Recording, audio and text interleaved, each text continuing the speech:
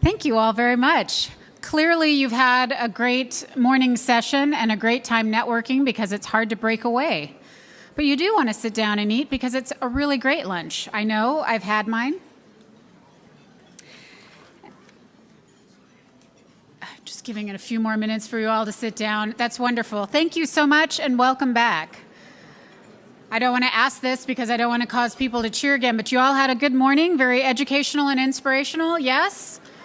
A few people in front did, excellent. You're the star pupils.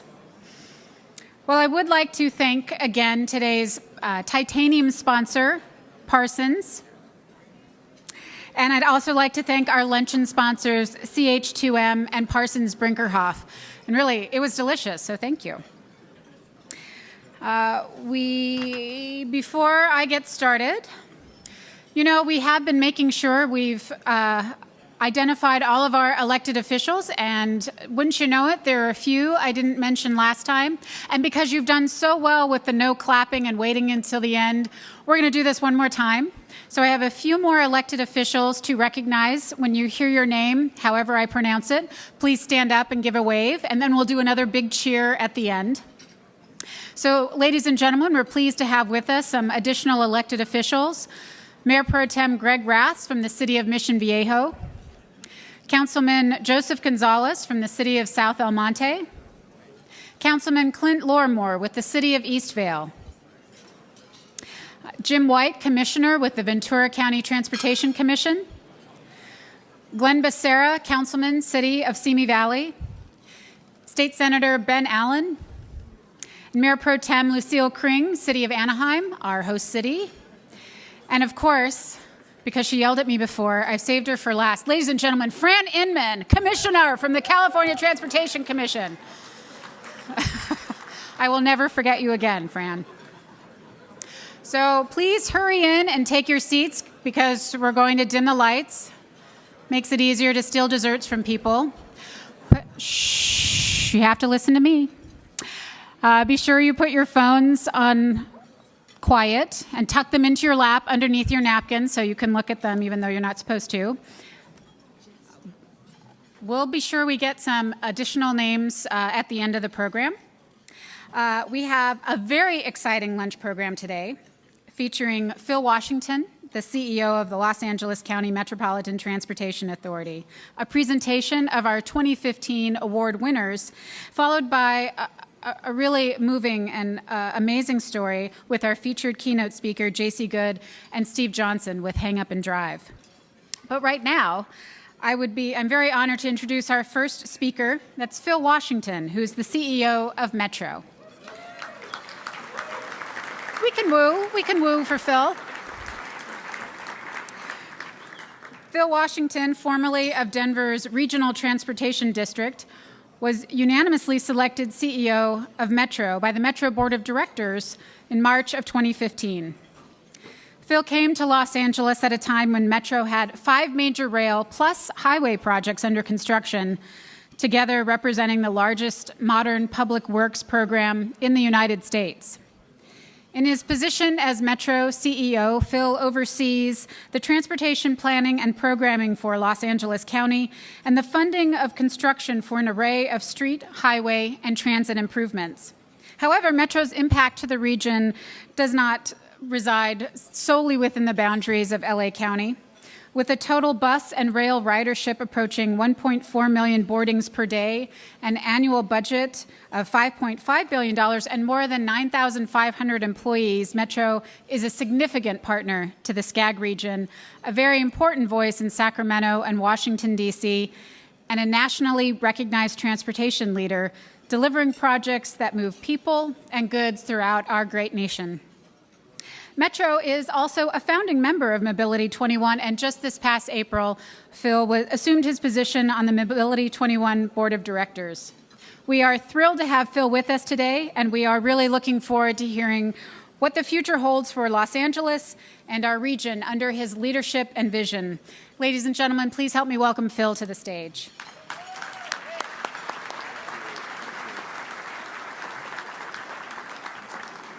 Good afternoon. It's great to be here.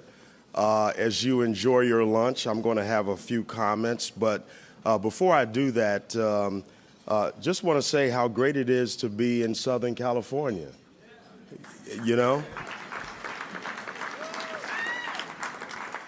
I'm originally from the city of Chicago and spent a few years in Denver, Colorado, and I always I joke that the one thing that I did not pack with me when I came out to Southern California was my snow shovel, so did not pack that.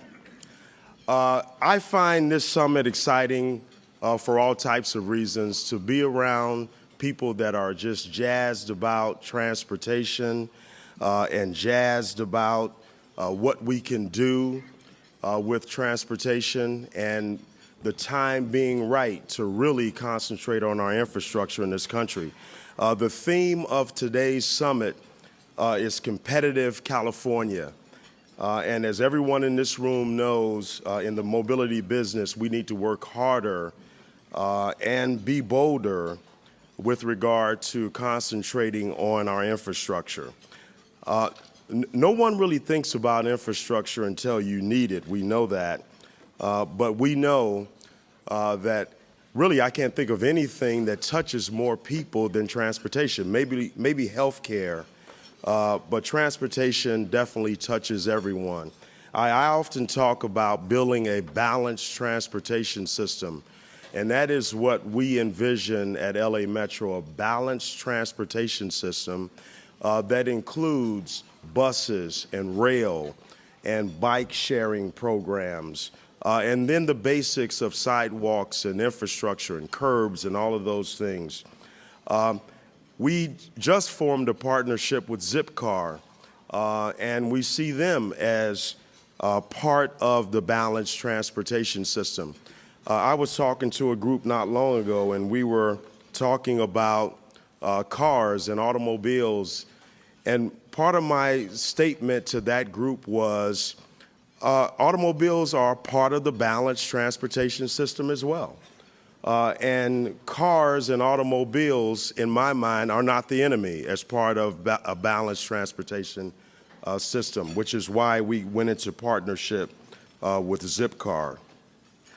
We talk a lot about funding, and before I talk about the projects that are underway at LA Metro, the funding and investing in ourselves, I think, is very, very important.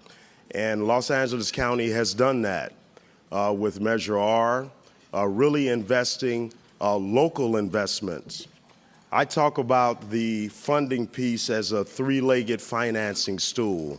The three-legged financing stool that make up infrastructure investment. That first leg really being local investment.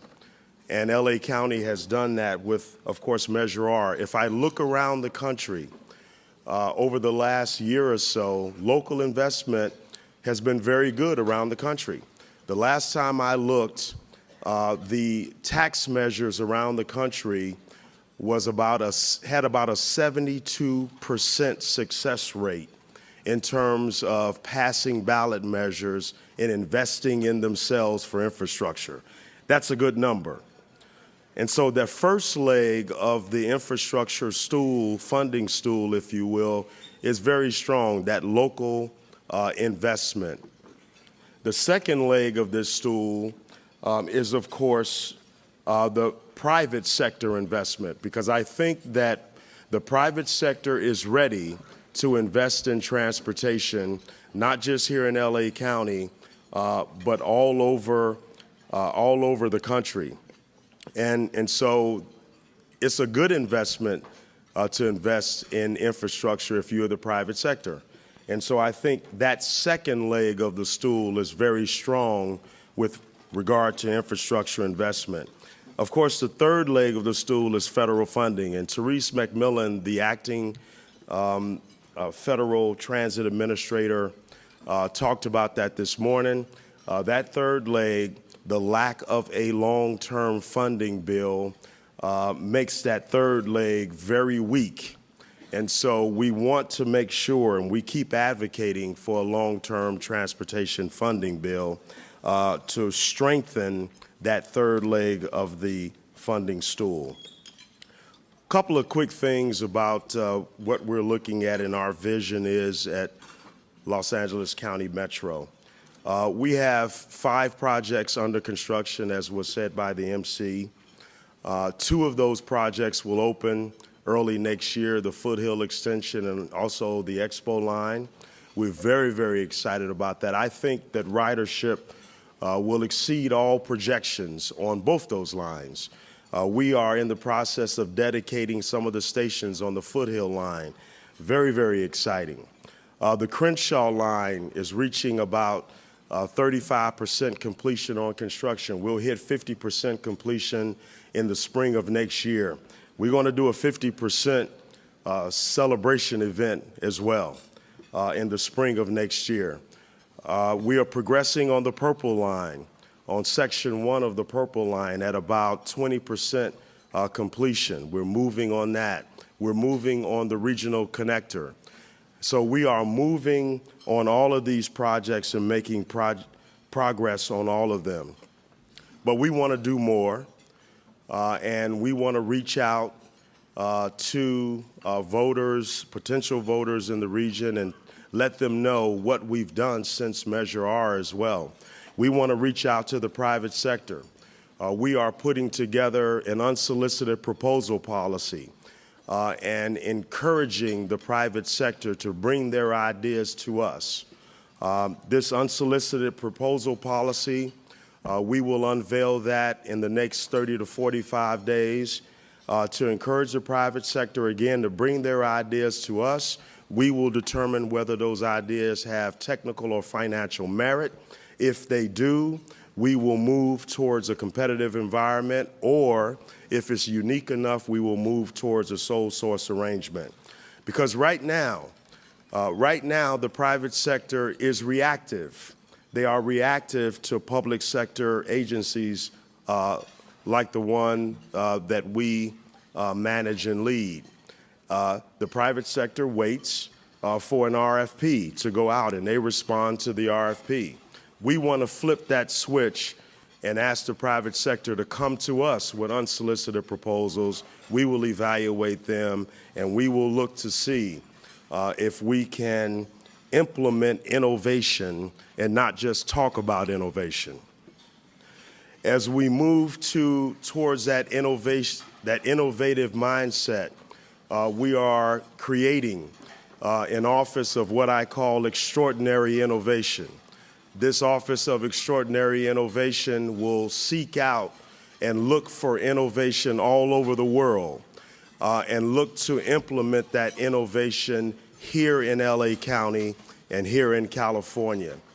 We will look to solve the toughest problems and the toughest challenges in transportation around the world.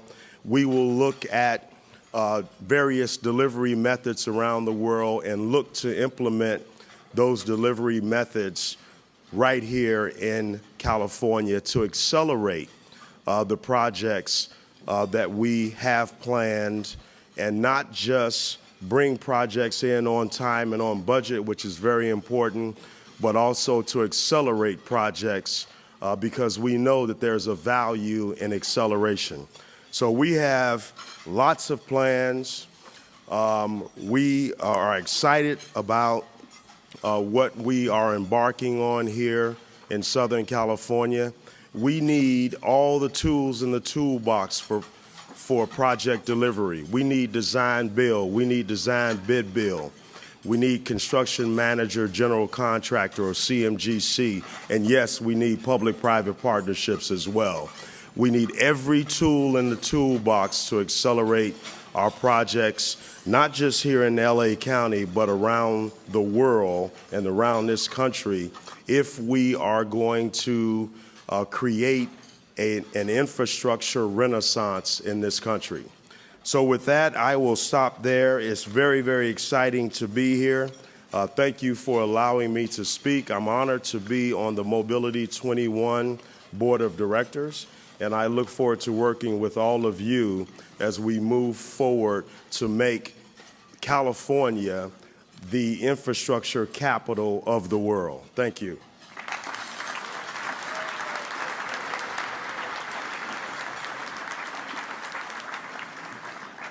Thank you very much, Phil. Those were great comments. And what better place to talk about the future and the vision for this region than at a place that has Tomorrowland. So that's great. I am skipping forward a few pages here to find my place so I don't start reiterating what Phil just said. Oh, here we go. And now, on to our 2015 awards presentation. Each year, Mobility 21 honors individuals and organizations that have made a significant contribution and impact on our region. Over the past 13 years, Mobility 21 has recognized top industry leaders for their contributions to improve mobility for the business and communities of Southern California. Please take a look at the screen so you can see some of these amazing people that have helped to drive our region forward. This year's honorees are especially worthy of recognition by Mobility 21. The first award recognizes the Public Sector Leader of the Year. And here to present this prestigious award is Mobility 21 Chairman and CEO of Metrolink, Art Leahy.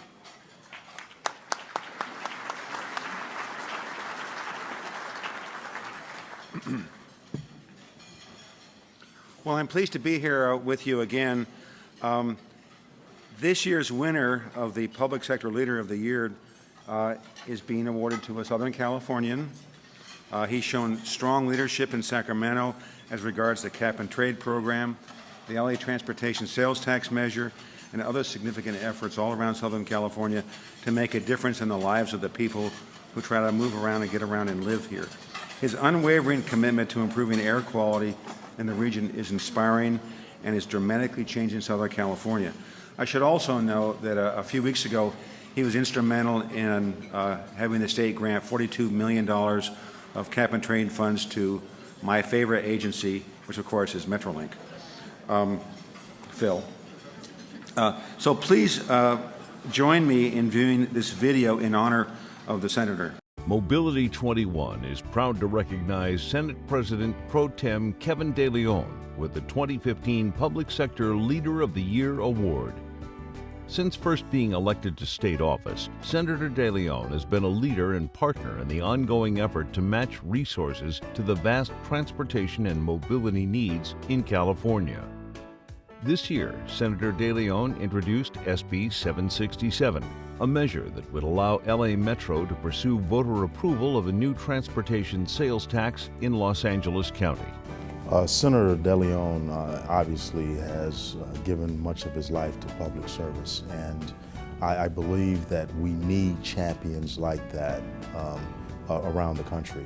Obviously, he has been a leader here in the state of California, but more importantly, just around the country. I think where California goes, in many respects, the country goes.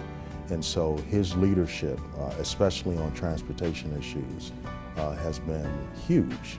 He played a vital role in every major transportation funding conversion in Sacramento, from helping Southern California receive its fair share of Prop 1B implementation to the gas tax swap and to the groundbreaking cap-and-trade funding. Well, Senator De Leon, the President Pro Tem of the Senate, has been a wonderful leader for Southern California in Sacramento.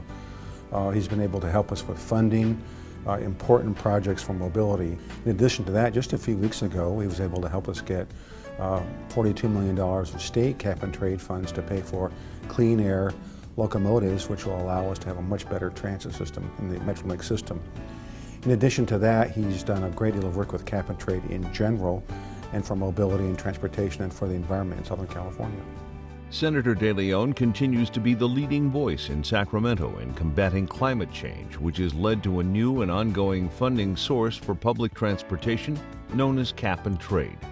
Senator De Leon is very deserving of this award because he is a visionary.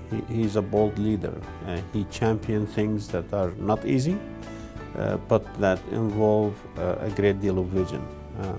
Just to give you an example of his 50% reduction in petroleum use, 50% increase in renewable, 50% increase in energy efficiency.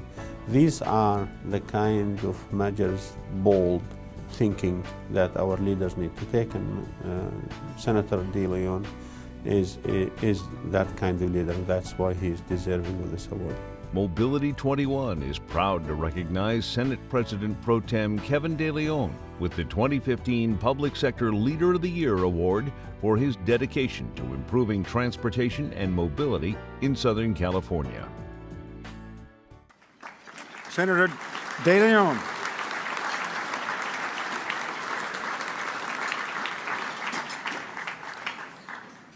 Let me introduce Senator De Leon, President Pro Tem.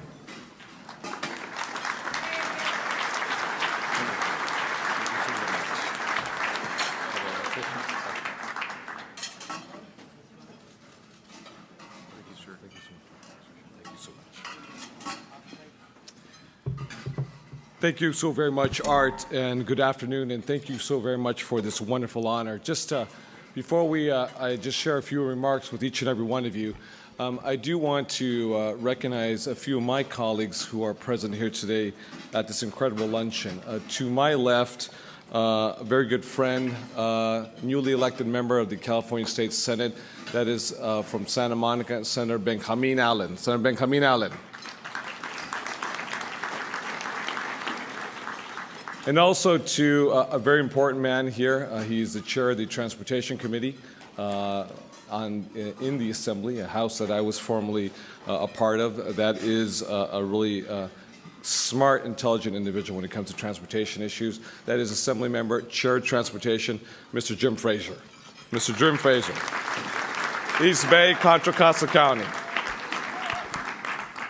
So for me, it is indeed an honor to receive this award. I'm glad to see that there's so many people here, from my far left to my far right here, who care deeply about transportation and who also care deeply about the environment. I remember when mobility first began with Roger Snowball, the former CEO of Metro, and the late Rusty Hammer from the Los Angeles Chamber of Commerce.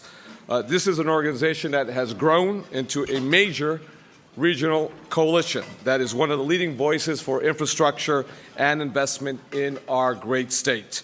I'm very proud that the Southern California region is in fact leading the way in building a more prosperous and sustainable 21st century transportation system. Now, this prosperity and sustainability is not just for the 1%. It is for everyone and should be accessible to everyone. And given that I am originally from San Diego County, but also I live now, represent Los Angeles County, I am rightly proud of the work that LA Metro has done, and in fact, what they're doing right now in the midst of building 5 incredible transit projects. Just think about this. Poor kids from East LA and South LA will soon be able to hop on a train, pay a couple dollars, and go to the beach and see the coast, the beautiful coast of California. And oftentimes, these are young boys and girls who have not had an opportunity to actually see a beach. This is why I'm very proud to work with the Metro team and its government relations team with Michael Turner and Rafi, also too, Hamperian, on what they just mentioned, SB 767. That would give Metro the option to keep building its way to a much more mobile and prosperous future. Now, we need to continue the leadership that Southern California transportation agencies have shown across the state, and we need to do it in a manner that is quite responsible. All of you in this room understand the connection between mobility and prosperity. Our families need to get to work. They need to get to school. They need to get to a doctor's appointment, and they need to get to the airport. They need to do all of this because our businesses have to flourish and our economy has to grow, and we have to create jobs that are real and are tangible, not jobs that can be outsourced to another right-to-work state or offshore to Guangzhou, China, but putting working men and women, Californians, to work building the infrastructure of tomorrow. That's why I'm really excited to work with someone like Jim Frazier from Contra Costa County, because Jim has a vision to grow this economy, putting people to work, goods movement, getting your goods from the port of LA or Long Beach or San Diego or Oakland, whether it's an export or importation, making sure it's done in an efficient manner, making sure we reduce carbon, making sure we take advantage of all the clean technologies that are here before us. There's no other state in the world like the state of California. And let me highlight and underscore something, a statistic that often gets overlooked. And I'm going to dish my speech right now and cut to the chase. We are the 8th largest economy in the world. Number 1 GDP is the United States of America as a whole in the aggregate. Number 2, it is China. 3, Japan. 4, it's Germany. 5, it is France. 6, it's the UK. Number 7, it's Brazil. And number 8 is the great state of California. Yes. We have proven successfully that we can delink carbon from GDP. That means we have actually grown our economy. We have added more than 462,000 jobs in the calendar year of 2014, more than any other state in the country. And be mindful, we're coming off the worst economic recession since 1929, when our economy bottomed out because of housing prices, because of the subprime debacle. 462,000 brand new jobs in the state of California in 2014. 8th largest economy in the world. If you recall, all the political pundits on the East Coast wrote California off. But what is different about California, irrespective if you're a Democrat or Republican, if you're from Northern California, Central Valley, or Southern California, is the resiliency of who we are as a people and as a state. We've gotten knocked down several times before. This won't be the last time either. But we always get up. We always clean ourselves off. And we always prove to the rest of the world, especially Washington, D.C., that California is the most innovative state, not in the country, but in the world. Think about this. Just 15 years ago, we didn't have Facebook, and we surely didn't have an iPhone 15 years ago. Today, we have delinked carbon from GDP to become the 8th largest economy in the world. As my friend Jim, as Ben, and each and every one of you know so well, when we invest our infrastructure dollars in California, in Californians, the multiplier effect for economic growth is quite tremendous. This is what grows this economy. This is what gets people from point A to point B. Doctor's appointment, school, to work, goods movement, to businesses. This is why building and growing and investing in this infrastructure is absolutely critical. And one last note I want to make here is what was mentioned in the video with regards to SB 350. SB 350 is the largest climate change policy that is before this country today. I got a call from the White House on Monday, 5 days ago, on SB 350. The president was kind enough in Las Vegas with Harry Reid to insert into his speech our climate change policy goals in the state of California, and specifically SB 350. This is no hyperbole. This is no embellishment. This is no over-dramatization. The world is watching exactly what we do with this upcoming vote in 2 weeks. China, the provinces of Quebec and Ontario, the European Union, the Mexicans, they're watching very closely what takes place within the next 2 weeks. It will be the difference if we want to build a new economy of tomorrow or stay straddled in a fossil fuel-driven economy. Because an economy that's based on fossil fuels is an economy that's based on shifting sands. It is not sustainable for the present or the future. How do we give every single child, irrespective of who they are and where they come from, the color of their skin, or in fact, their legal status, an opportunity to breathe into their lungs clean air and drink clean water, to be able to move from point A to point B, to be able to drive their car and get more efficiency out of their vehicle. 15 years ago, if you drove or if you purchased a Ford F-150, and you can look it up on the Ford website, you got 15 miles a gallon, depending if it was a V6 or V8. 15 miles per gallon highway. Today, if you buy a Ford F-150, you get 29 miles per gallon highway. double the efficiency, less carbon emissions, and more money in your pockets. That is because of the California car standards, which today are national. The infrastructure that we need with our transportation is enormous.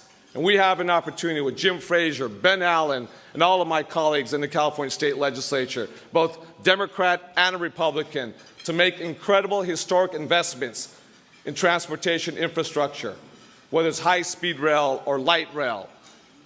This is the promise of the future. But to do this, we must do it together.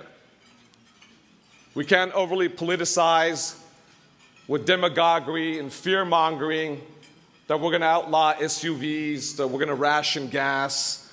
It's going to look like Mad Max. Everyone's fighting each other to get a tank of gasoline. That we're going to assess a fee or a tax on minivans. The very same arguments that were used back in 2002 with the California car standards. Think about this. If you purchase a truck in the reddest of states in America, whether it's South Carolina or Alabama, you're purchasing a car that's a California car standard. A California car standard. And these were all the arguments that were used back in 2002. 2006, AB 32. The economy would be destroyed. That in fact it was unrealistic and naive to set unrealistic targets. These were the arguments back in 2006. But here we are today, in 2015, with the economy stronger than ever, the envy of the rest of the state, the country I should say, and the world. And our economy growing even stronger. We have an ability to do something that's quite historic, that is beyond each and every one of us. It's beyond me. Again, let me emphasize and underscore. And I want to work closely with my colleagues like Jim Frazier, who has a great vision for this state. He has many years, and he's going to have, when he's done, he's going to leave a sustainable footprint in the state of California when it comes to transportation infrastructure. But sometimes doing the right thing is oftentimes a difficult thing to do, because if it was easy, it would have been done a long time ago. We can get all the engineers here, all the planning engineers, all the big management folks, all the consulting firms. It's about political leadership. It's about doing the right thing at the right time. It's not an algorithm, it's not a metric sheet. It's about doing the right thing for our children, doing the right thing for our economy, doing the right thing for this planet. I want to thank Mobility 21 and each and every one of you for allowing me to share a few words with you. I am deeply honored and humbled to have received this award. I'm looking forward to working closely with Jim Frazier and all the rest of my colleagues, and I hope you have a wonderful day and a wonderful weekend at Disneyland. Thank you very much, everybody. Thank you.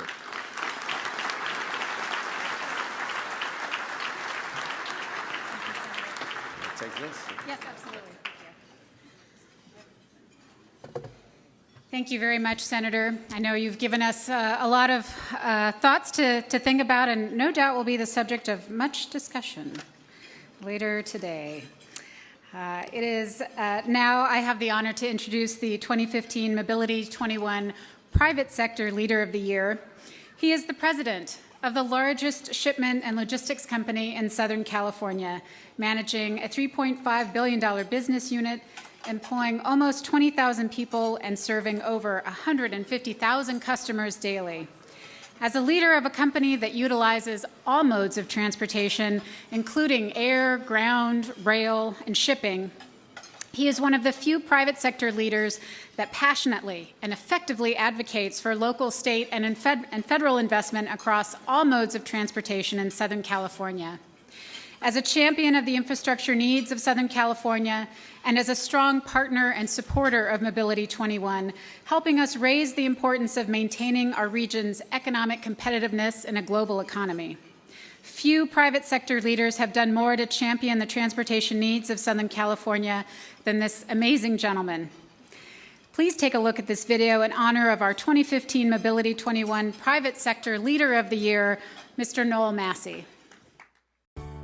Mobility 21 is proud to recognize Noel Massey with the 2015 Private Sector Leader of the Year Award. Noel Massey serves as president of the Southern California District of the United Parcel Service, the largest shipment and logistics company in Southern California.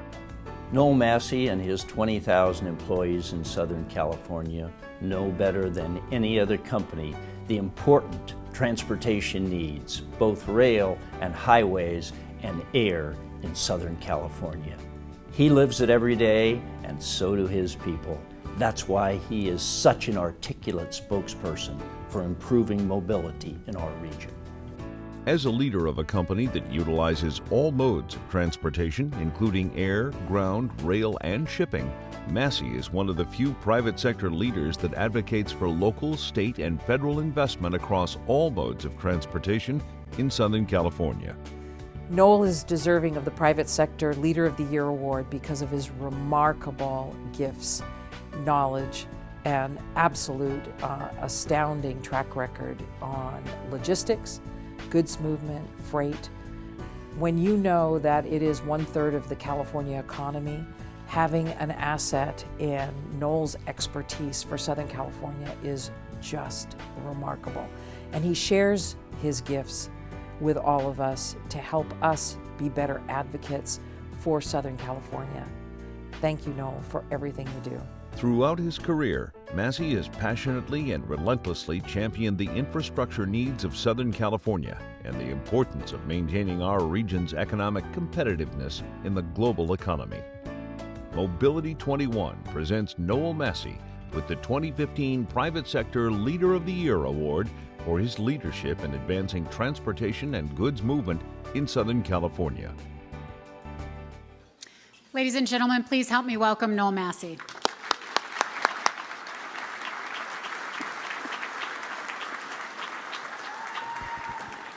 Hey, thanks for that. Good afternoon.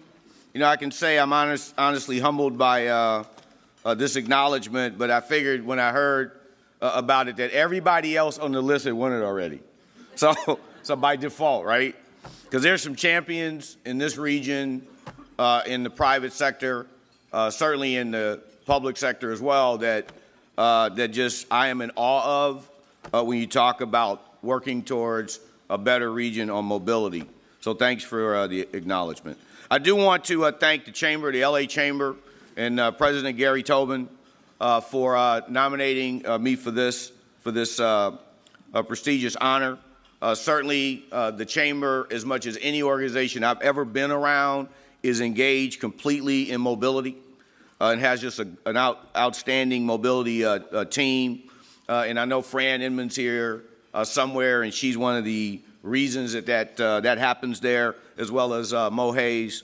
So I just want to give a shout out to them. But Lucy Dunn, what can you say about Lucy? I mean, she is an icon, passionate pit bull around what's right, and certainly we need that in today's economy, and today's environment, and today's politics, because quite frankly, you have to get the attention of the people that make these decisions.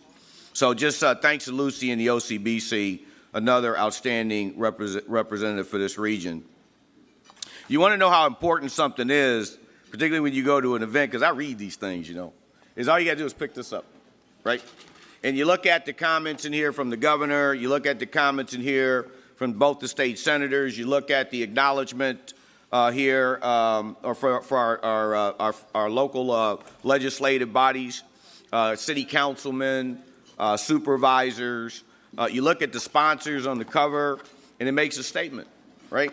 Makes a statement. So you look at who's actually saying stuff here, and you say, well, this is a pretty good deal, because we should be able to get great collaboration if all of these people support better mobility.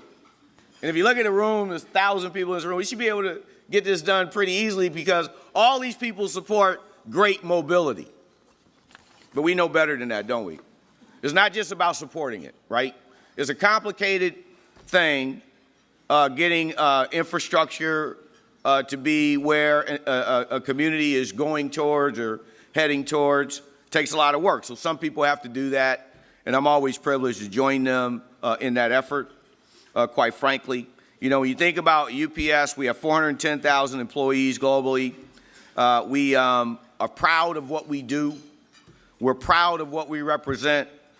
We believe that we represent the very best of America in providing great jobs and opportunities for our people and contributing back to our communities is what our founder expected of the leadership in this organization. So I don't think that what I do when I work in this space is special. I think it's what we do at UPS, and we're proud to contribute whatever we can. I do want to acknowledge the group of UPS people here to support me today. I have a great team. They engage with me in these efforts, so I'd just like them to stick their hands up for a minute. If we could thank them, I'd appreciate that. And then finally, it's really about sustainability. You know, anymore, you look at what's happening in the world with fuels, and you look at what's happening with some of the economic issues around the globe. And here's what we intend to do at UPS is we intend to stay engaged. We intend to stay completely engaged in the conversation from the White House to local communities about what needs to happen here. You can look at a country's GDP, and I actually had some UPS people do the research and go look at this years ago for me. And you can look at a country's GDP and then look at their infrastructure investment, and you're going to see a very close alignment with what they spend on infrastructure and what their economy looks like. And in our country, 1.5% is not going to get it done. It's just not. We can't spend 1.5% on infrastructure and think it gets us where we need to be. And then finally, I'll just make one more comment about education, another area I happen to be personally passionate about, 0 to 9. 0 to 9. If kids can read at grade level when they're in the 3rd and 4th grade, they have a 97% success rate at graduation.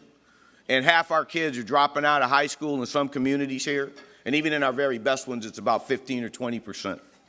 So education is also a huge platform for UPS. Along with infrastructure. They're probably the two biggest things, at least that I spend minutes on.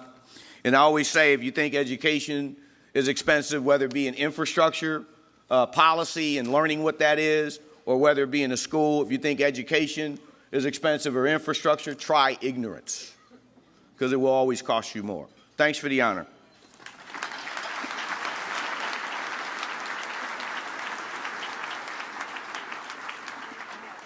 It's a rainbow. Thank you. It's kind of like creating a disco ball thing going on up here. Okay, thank you very much. Another familiar household name has produced an extraordinary leader and a recipient of this next award. The 2015 Lifetime Achievement Award is an especially distinguished honor, as it is given to someone who has truly performed a lifetime of service for transportation. And this individual has made a significant impact on how we travel and live in Southern California. Tom McKiernan is chair of the board of the Automobile Club of Southern California, founded 115 years ago, and Auto Club Enterprises, which operates AAA clubs in 21 states with nearly 15 million members. He retired as the Auto Club's chief executive officer in 2012 after an impressive career that spanned nearly half a century, starting in 1966 as a service representative at the Pasadena branch. His 21-year tenure as CEO is one of the longest in the organization's history. Not only did he lead the Auto Club through challenging financial years in the 1980s, but he also oversaw the expansion of a single motor club in one state into a financially secure, mega-size family of companies across the U.S. When he became CEO, Tom led the insurance industry in complying with the requirements of Prop 103, issuing rebates of tens of millions of dollars to members. This action was a clear signal that the Auto Club was an industry leader committed to serving its members under any circumstances. Under Tom's leadership, membership in Southern California grew from 3.6 million to 6.5 million members today, an increase of 80%. Please join me in viewing a video as our elected and business leaders share their thoughts on Tom's service to Southern California. Mobility 21 is proud to recognize Tom McKiernan with the 2015 Lifetime Achievement Award. Since becoming the Auto Club's CEO in 1991, Tom McKiernan's personal commitment to transportation improvements in California has helped to advance road safety and increase infrastructure funding. Hi, I'm Congressman Kevin McCarthy. I'm here to congratulate my good friend Tom McKiernan. Tom, congratulations on winning your Lifetime Achievement Award for Mobility 21. Your work when it comes to transportation, automobile safety is above all. You know, you're a leader not only in Southern California, but around the nation. You've been a mentor to me and so many, but your character of leadership has gone beyond. I congratulate you on this lifetime achievement, but I know it won't be your last award. So all the best, Tom, to you and Judy. I look forward to seeing you again real soon. Congratulations. As CEO, Tom continued the Auto Club's historic tradition of supporting quality traffic safety programs and laws by sponsoring California's landmark graduated driver's licensing law in 1997, and by playing a key role in legally banning the dangerous practice of texting while driving in the state. Tom McKernan is unbelievably well-deserving of the Mobility 21 Lifetime Achievement Award. He has had a remarkable career of accomplishments at the Automobile Club of Southern California. His legacy is amazing in understanding how drivers drive, insurance, safety, funding for transportation. The list goes on and on. And with Mr. McKernan at the helm of the Auto Club, we all benefited in California from his remarkable insights and leadership. Under McKernan's leadership, the Auto Club participated in almost every state and county transportation ballot measure to fund all modes of mobility, including Prop 42 in 2002, Props 1A, 1B in 2006, and countless local sales tax measures. No individual in Southern California has had more to do with the mobility of our region than Tom McKernan. He and the Auto Club were one of the original founders of Mobility 21, and he was the first keynote speaker in 2002 at a conference like this. Tom McKernan is a business leader who understands the importance of safe and free-flowing roads to California's economy and quality of life. To that end, he has been key in building working coalitions such as Mobility 21 and California Forward. Recognizing his contribution, he was Mobility 21's first keynote in 2002 and now recipient of its Lifetime Achievement Award. I'm a member of the Auto Club and a huge fan. So with that, let me introduce the legend that is Tom McKernan. Ladies and gentlemen.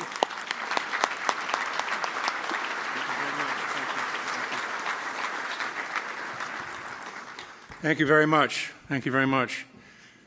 I sat back there listening to that and thought, gosh, I wish my wife was here to hear all that stuff. I have some trepidation in accepting something called a Lifetime Achievement Award. Makes it sound like it's over. Not quite sure I'm ready for that yet. So I rationalize it by knowing I'm accepting it on behalf of the Automobile Club of Southern California and AAA, which is 115 years old. Hope I make it that long.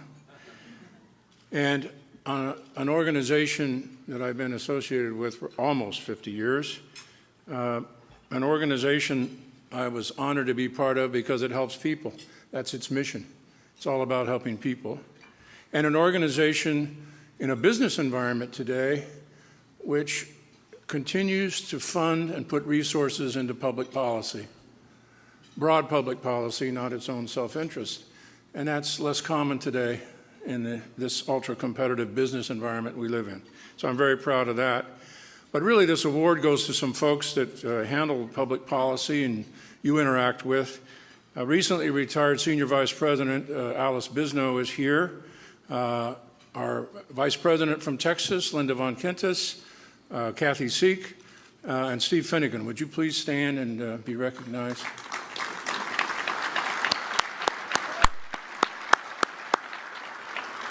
I really owe this, and the Auto Club owes this really to them that work with you and work very hard on behalf of mobility. 13 years ago, I had the privilege of being the first keynote speaker. The Auto Club had the privilege of being one of the founders, along with the Los Angeles Area Chamber of Commerce and Metro, bringing transportation leaders together.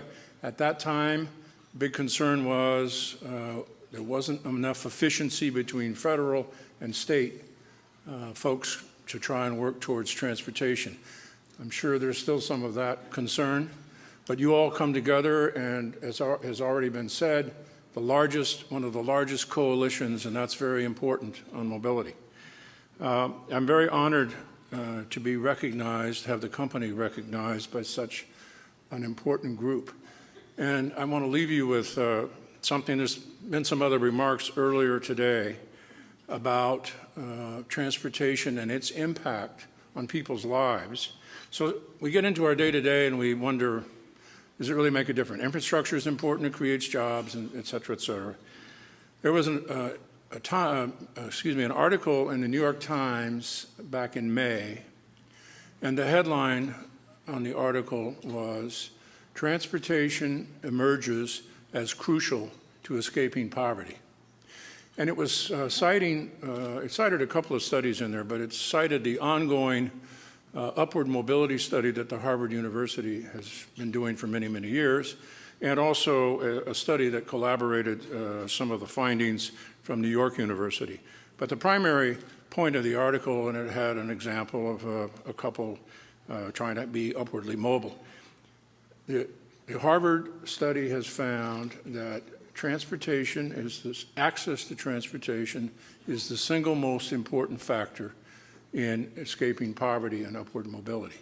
So as you go about your day-to-day and you wonder if you're having some impact, we hear a lot today about income inequality and poverty.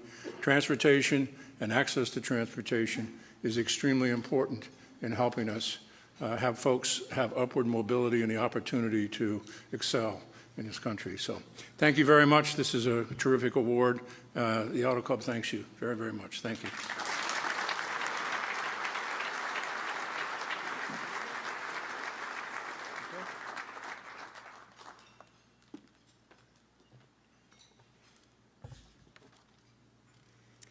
Thank you. Now I'd like to present a very special award for Mobility 21. On February 16th, the transportation community of Southern California lost a great activist. Mr. Larry Sharp was a fixture in San Bernardino County through his decades of service. For 27 years, Larry was president and CEO of Arrowhead Credit Union and most recently served as vice president of advancement at Cal State San Bernardino from 2010 to 2012.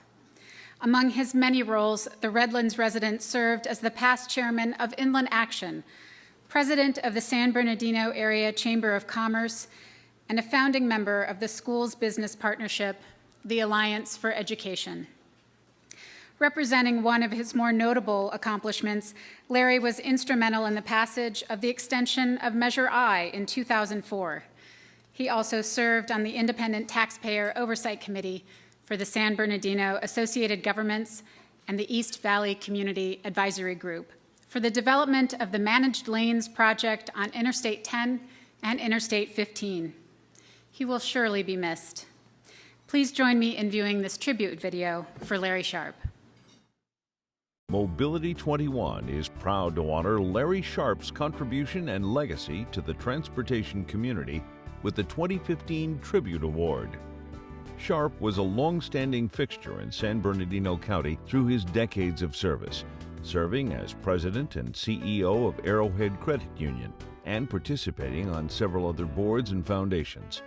He was instrumental in the passage of the extension of San Bernardino County's Measure I in 2004, the local sales tax measure for transportation. Larry was a prominent leader in San Bernardino County for decades. He was instrumental in helping to create and advocate for the renewal of Measure I in 2004, the half-cent sales tax dedicated to transportation improvements throughout the county. Larry dug deeply into issues that concerned him, and yet he had that innate ability to transform that knowledge into messages that a broader audience could understand. Larry was such an advocate for transportation in the Inland Empire. His love for the community, his interest in transportation, his understanding that a good transportation system meant so much to our economic vitality really allowed him to be a leader in all of the discussions about how we needed to get money and ways to invest the money to help the community.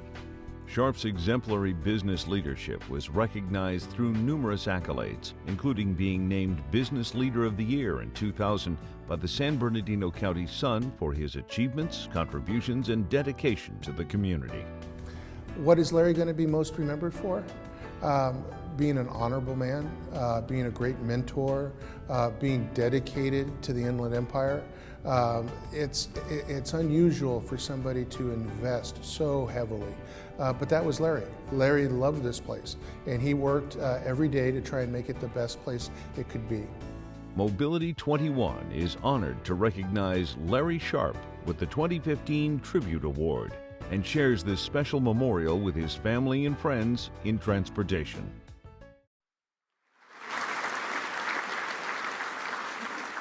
Here to receive the 2015 Mobility 21 Tribute Award in honor of her father, Darcy Cloutier-Fernald.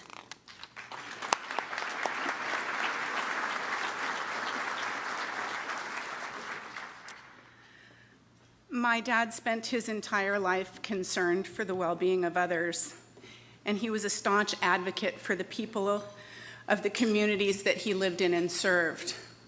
My dad knew that by improving infrastructure, access to health care, and the economy, that people could prosper and thrive.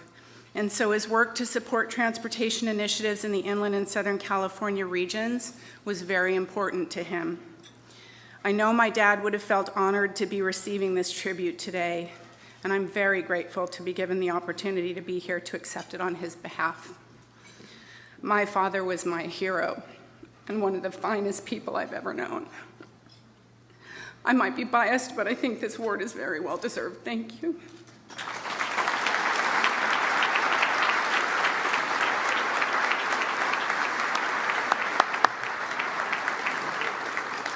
Thank you all very much. I'm now so pleased to welcome to the podium a representative from our titanium sponsor to introduce our keynote speaker. Please help me welcome Kevin Haboyan, Senior Vice President of Parsons and Mobility 21 Advisory Board Member.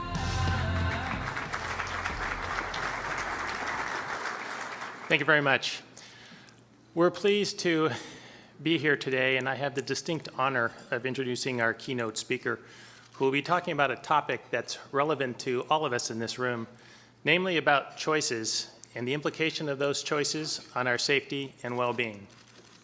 I know that all the agencies, firms, and individuals represented here today take a high degree of importance with safety in their organizations. At Parsons, safety is our #1 core value for the simple reason that we, just like all of you, want our employees to be able to come home at the end of the day to their families and friends and enjoy the benefits and privileges that life in this great nation has to offer. But those benefits and privileges can change in an instant with one wrong choice, one poor decision. Our speakers today will highlight their story and experiences as a means of raising awareness of the choices we make and the implication that has on your lives and the lives of others. With that, would you please join me in giving a very warm welcome to both J.C. Good and Steve Johnson.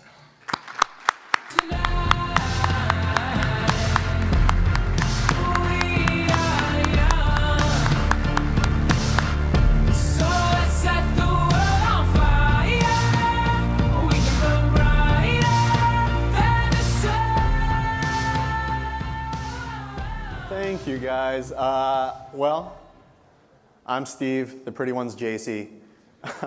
We've been on this sort of journey of ours for several years now, crisscrossing the country, telling our story, hopefully changing behaviors along the way. And we're just so honored to be here with you all today. The kind of work you guys do is critically important, and we hope that in some way, we can help you reach your goals. But as time is short, we've prepared a sort of condensed version of our presentation, so let's just jump right in. So I was born and raised in Amish country, Pennsylvania. And I was that kid who always knew what she wanted. When I was in high school, I knew I wanted to go to college. So I worked incredibly hard. I graduated number 9 in my high school class and got into my first choice college. It's a tiny little school in Allentown, Pennsylvania. And it was actually a really perfect fit for me, and as exciting as it was. Going away to college was incredibly terrifying. But thankfully, I was in this honors program with 15 other people, and so kind of right off the bat, I had 15 new friends. I met Steve the day we moved into our dorm rooms. We were in that same honors program. I think he lived 3 doors down the hallway, and I was so happy I had successfully made a new friend. I only lasted 3 weeks before I agreed to be his girlfriend. I was trying, like, really hard. Much to my own surprise, Steve and I worked incredibly well together. We ended up being together all 4 years of college. And so by the time our graduation day rolled around in May of 2008, again, I knew what I wanted. I had figured out this Steve thing was really special. I was following him home to New York. I was going to live in New York City. So we graduated at 10 o'clock on a Sunday morning, had this perfect afternoon together with our families. My parents and I packed up our good old family station wagon, and we left college around 2 o'clock that afternoon. We got about halfway home. We stopped at a gas station, and making that stop is the last memory I have for the next 2 months. So a couple hours after I'd gotten home, my phone rang, and it was this chaplain from some hospital in Pennsylvania telling me that there'd been an accident, and she just needed me to answer questions about JC and her family. Wouldn't tell me anything about this crash, including whether or not JC was alive or dead. And that left me convinced that she was indeed gone. I spent the next couple hours just kind of crying my eyes out in my living room until my phone rang again, and it was JC's brother, Jared. And the first thing he said was, JC's alive. He said she's got 2 broken feet, a broken leg, a shattered pelvis, a broken wrist, a broken collarbone, a lacerated liver, partially collapsed lungs, damaged carotid arteries, and some sort of traumatic brain injury. But that she was in surgery. And to me, that meant she's going to be okay. You know, she's in a hospital with doctors in surgery. People get better after that. That's the way it works. And so, you know, I was kind of floating on air. But then the next thing he said was, unfortunately, neither of my parents made it. And I was sort of right back to where I'd been a minute earlier. You know, these people treated me like I was one of their own. And I knew somewhere down the line they were just going to be the greatest grandparents to my children. But, you know, that's it. Just like that, they were gone. It was sort of impossible to take in. I guess the truth is, in that moment, all I could really think about was JC. So my parents and I packed bags, and we drove the 3 hours to this hospital in Pennsylvania. We were brought up to a room where we met JC's family, and then about an hour after that, it's around 12:30, 1 a.m. at this point, the neurosurgeon walked in the room. He said, JC's alive, she's out of surgery, but she only has a 10% chance of living through the night. You can go see her 2 at a time. So Jared and I kind of linked arm in arm and walked together down this hallway to the last room in the ICU, where this is more or less what we saw. Our best guess is that this is maybe day 4 or 5, just because Jared is smiling over her. It was easily the most terrifying thing I'd seen in my entire life. She looked like death. I actually didn't even recognize this person laying in the bed in front of me. But I do want to give the story back to that person. So let me just give you like the Cliff Notes version of the next couple months. You may have already figured this part out, but she did beat the odds and survive that first night.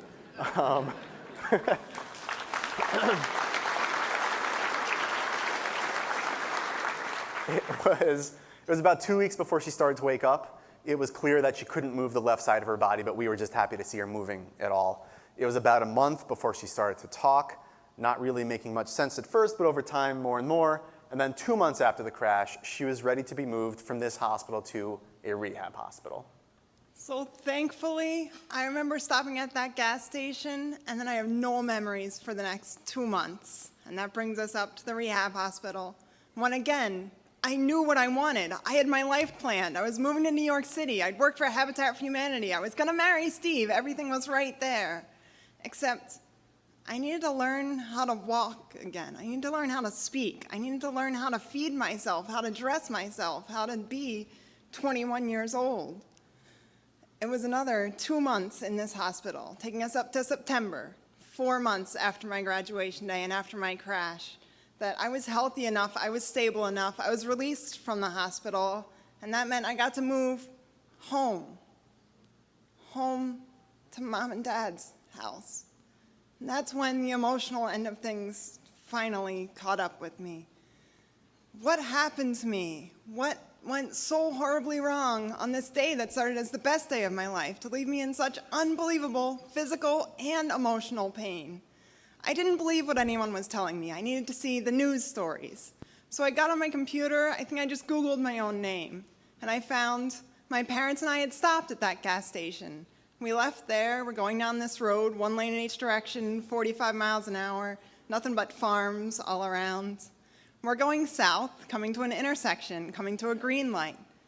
At the same time, going north, just opposite us, is this 18-wheeler, this big rig milk truck. He's going north, he's coming to a green light as well. At the same time, on that intersecting road, coming to a red light, is an 18-year-old young man. He had called his friend. He's just talking on the phone. He's coming to the intersection, coming to a red light, and he sees the red light. He stops at the red light and then becomes so distracted by this conversation he's having, he forgets he's at a red light. He tries to turn left. As he does that, this 18-wheeler swerves to try and miss him, still clips him, but then slams full force into our family station wagon. In this picture, the young man was in the minivan. Somehow, I came out of that white pile of steel in the background. Somehow, because a paramedic lived right there. Somehow, because the next intersection down is an ambulance station. Because the trauma hospital is 8 miles away. Somehow, because this story needs to be told. Everything I read kept coming back to that cell phone. We know it's dangerous to use phones and drive. I am not bringing new information to the table. But what do we actually know about that? And I guess, honestly, this is the part of the story where that science fair nerd that I try and keep hidden these days, that science fair nerd needed to know more. You know, when I was 16 and my parents taught me how to drive, they taught me not to use my phone. What's behind that? What kind of research has been done? And the part I really want to talk about is what goes on in your head, what's happening in your brain. And scientists have looked at that. Scientists have taken MRI scans looking at our brains. On the left-hand side, activity in your brain when you're just driving. Like, yeah, you have to use your head. And then on the right-hand side, we're multitasking. And I put that in quotes because biologically speaking, there's no such thing. When you do 2 things at the same time, it feels like you're doing both of them, no problem. But in all actuality, your head's jumping back and forth between the 2 things. And so when you're driving and using the phone on the right-hand side, what you're seeing is 37% less activity in your brain associated with the road in front of you. That your eyes might look, but that doesn't mean you see. So this is great for my fellow science fair nerds. But what does it actually translate to for the everyday person out there on our roads? So they put cameras in cars to see what people's eyes were doing when they drove. What most people don't realize is that when you're just going about normal daily life, doing one thing at a time, our eyes are actually constantly scanning left and right. We don't feel it happening, but it is. It helps us see more. It helps our brains process more. So what they found is that you can really see, process, react to everything in the big box on the left-hand side if you're just focused on the road. It's pretty much everything in front of you. Then they introduced conversation in those same cars, and those cameras proved that the driver's eyes stopped that scanning, and they were just staring straight ahead. The result is that you could only really see, like JC said, you may look, but you don't see, 50% as much as you were able to see when you were just doing that one thing, driving. It's something that these scientists have called inattention blindness. And it can cause you to miss something like, a pedestrian crossing the street, or in this picture, it's a school bus that's now out of that frame of view, or it could be like our situation, and it's that red light directly in front of your face. Once you know even just a little bit of the science, it starts to make a lot of sense. Why right now in this country, it's 27% of all crashes are caused by some form of cell phone use behind the wheel. And these 2 slides will back this up. According to the National Safety Council's data, it is cell phone calls, conversations, whether handheld or hands-free, that's causing the majority of that 27%. And so, like I said, I just kept reading everything I could possibly read about cell phones.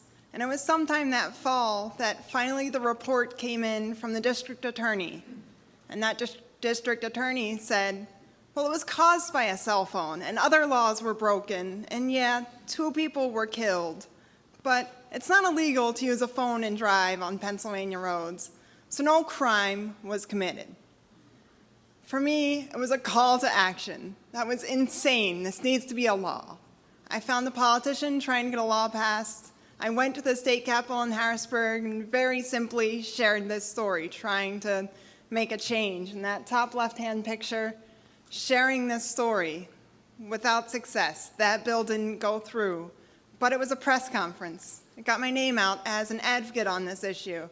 And the next thing I knew, I was getting a call from New York City, from the United Nations, in that center picture, sharing this story with Ban Ki-moon, the Secretary General, calling for an end to the global epidemic of distracted driving. For me, that's as big as it gets. The United Nations, international. Except it turns out it gets a little bit bigger, and you guys might guess that in that bottom picture. It got international news, so it made its way all the way to Chicago, where I was lucky enough to share this with Oprah, who has done so much work to share these stories, because there are so many of these stories. And the thing that can make a difference, really and truly, is the education. The laws are incredibly important, but education is what makes the biggest difference. And I started to see that as I've been lucky enough to share this story with hundreds of audiences across the country. And that's what brings us to this stage today. Every single one of us as an individual has an obligation to every single other person in this room, every single person on the road. It means figure out what works for you. Put your phone on silent. Put your phone in the glove box. Disconnect your Bluetooth. It doesn't make you safer. Change your voicemail. Say, I can't talk, I'm driving right now. If your wife always calls you from the road, refuse to pick up the phone when you're at home and you know she's driving. Be the role models that we need to be to anyone looking up to us. Beyond that, as important as it is, it has to come from every perspective. California was one of the very first states to pass laws, and you've done incredible work with legislation. It has to go further. It has to be corporate policies. You have to educate about those laws, and then you have to enforce these laws and these corporate policies, because that's what really makes the difference. And so, to start to wrap up, I want to bring you guys into my world today. I have a brain injury. That never goes away.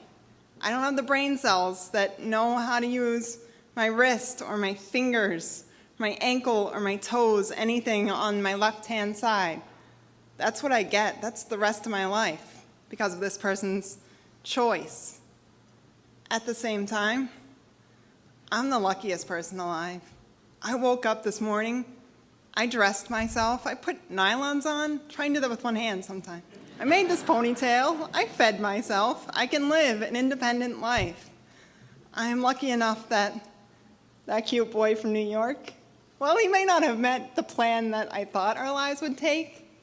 We kept our wedding under a decade, which I think was an accomplishment given the circumstances.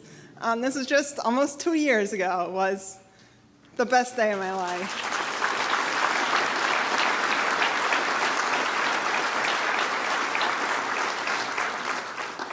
But think about your families. Think about the people you love. Put yourself in these shoes. It was the best day of my life, but it was the most bittersweet day of my life because I didn't have my mom to help me pick out that dress, and I didn't have my daddy to walk me down the aisle. I don't know if this body can still have those kids that I've always dreamt of having, or if I can even hold a baby, or keep up with a toddler, or help those kids to know the grandparents that they never even get to meet. This is every moment, every day of my life because of this person's choice. And so kind of the last big thought I want you guys to think of. We've got some awesomely important people in this room, and we are so honored to be here with you. But I want all of you, even the most important of you, I won't call anyone out, but think about the last thing you did on your phone. And then think about these lives. Is that last thing you did on your phone more important than Chase or Joey or Connor's life? It's not okay. It's happening every single day. And the only thing that's going to make it change is every one of us making this choice to leave here a slightly different person who's not going to put any more lives at risk. JC and I, we'll be around for the rest of the day. We'd love to talk to anyone who'd like to talk to us. We will be at Disneyland, so I'd love to talk there too. Otherwise, you could find us at hangupanddrive.com. Thank you so much for listening to our story.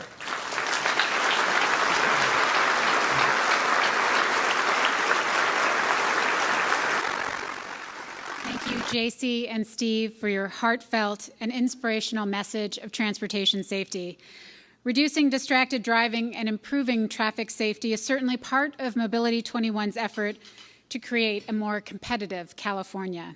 In fact, one of our founding members, the Auto Club, is a leader in traffic safety. AAA has conducted groundbreaking research on distracted driving and uses that information to educate motorists and advocate for stronger laws to reduce such incidents.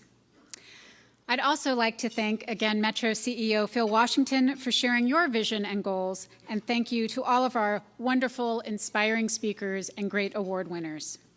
We'll give them another applause, just collectively, big applause.